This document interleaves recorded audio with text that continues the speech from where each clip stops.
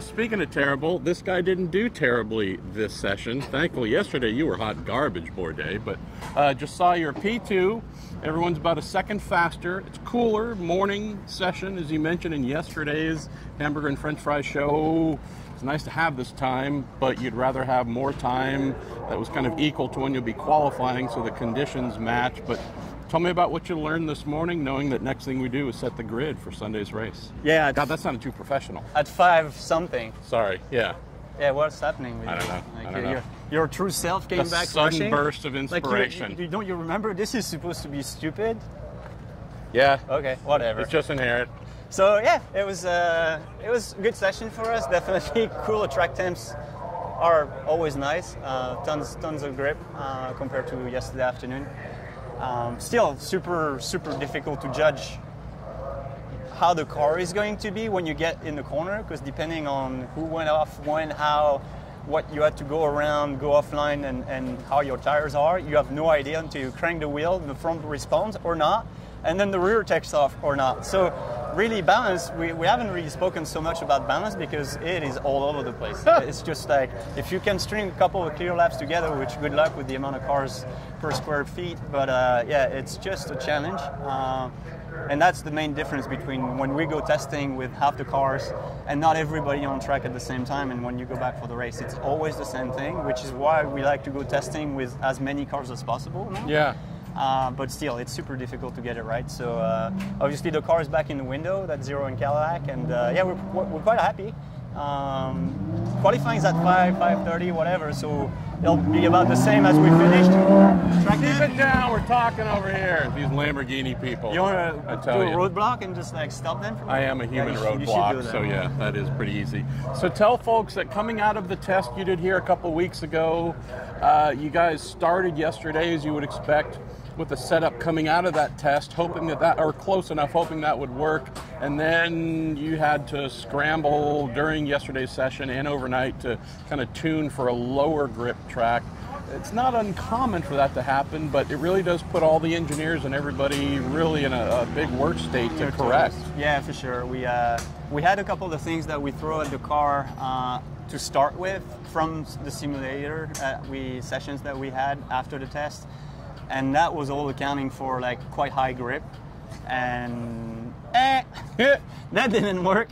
So back to how we finished the test, and the car was quite close. So yeah, quite happy. Just have to manage conditions, grip, and traffic, and same for everybody. But depending where and when you catch it, it definitely had quite a big impact. So yeah, looking forward to the event. But I think that we will see quite a few mistakes because it's high commitment and high grip, but at the same time, as soon as you just don't hit the groove, it spits you out pretty fast because it's dirty. Like, there's so many offs.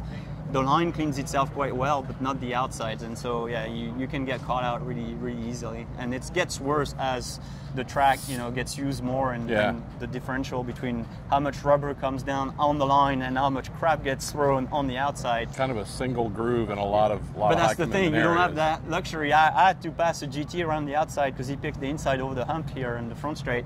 And instantly I picked up massive amount of vibrations, and I had pick up all of my tires, and for a full lap, the car was super oversteery. So it is, you have to take all that into account, but you don't decide where you're going to have to go around the GT, and your competitors are up your butt, and sometimes it's like, oh, okay, well, this is getting pretty exciting. So we saw it at Long Beach, though. It's like when it was that three-way battle, and you hit traffic at different times, backs everybody up, and then you fan out, and then at Long Beach you end up 3 wide. So well, that's why people like IMSA, I guess. Exactly. All right, these Lamborghini things are going to make a lot of noise.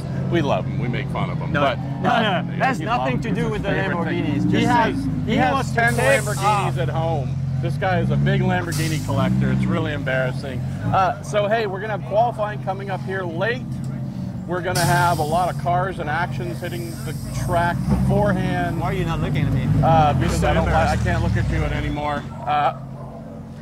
We know that there's also, even though the pavement is new, there's also a little bit of breaking up going on in some areas. Not crazy amounts, but enough to where there's a little more pockets than expected. Tell me about what you're going to try and do this evening, qualifying-wise, Do you go crazy? Is this a big track position race for Sunday where qualifying almost dictates the order? What are folks looking forward to? No, I think track position is key, but qualifying not so much. I mean, it's such a dynamic race when cautions happen and what strategy comes into play. For sure, it's a nice luxury to start up front, but you know, you're not going to stay there no matter what happens. Something's going to happen and cycle people around. So yeah, you want to start as high up as possible. I think that Zero and Cadillac's strong.